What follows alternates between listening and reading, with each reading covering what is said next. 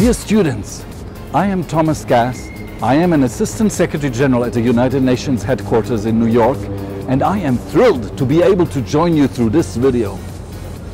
On the 25th of September 2015, something awesome happened here at the United Nations. Follow me and I will show you exactly where it happened.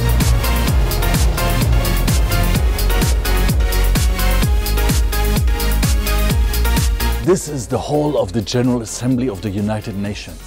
For the past 70 years, the leaders of the world have been coming together to agree on how to make this world better, to prevent war, to enable people to be better off, to create a fairer world. As you can imagine, this is not an easy task to achieve. This is the podium of the hall of the General Assembly of the United Nations.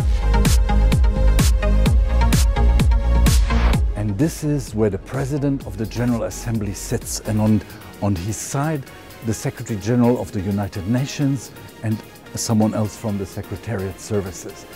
And right here is where the presidents and the prime ministers of the world come and speak to the people of the world.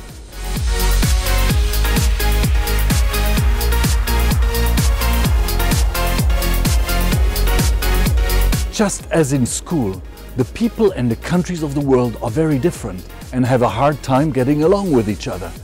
It's not just different languages and cultures. Some countries are stronger and may try to bully the weaker ones into doing things the way they want.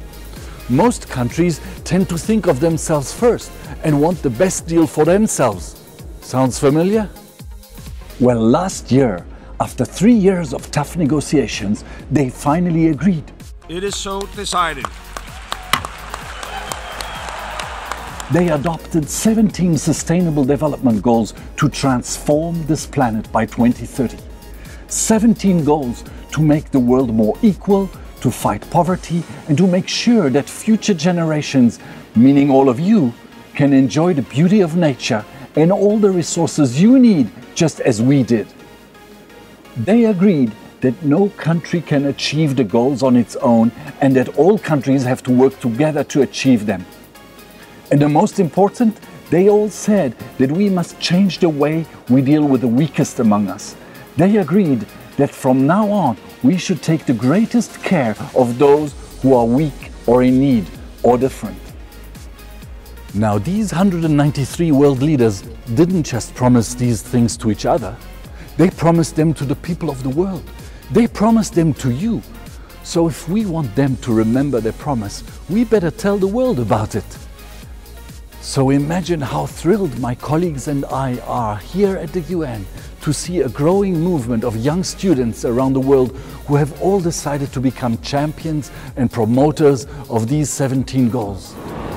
We are inspired by what you are doing and excited to join forces with you to tell the world about these global goals and remind our leaders of their promises.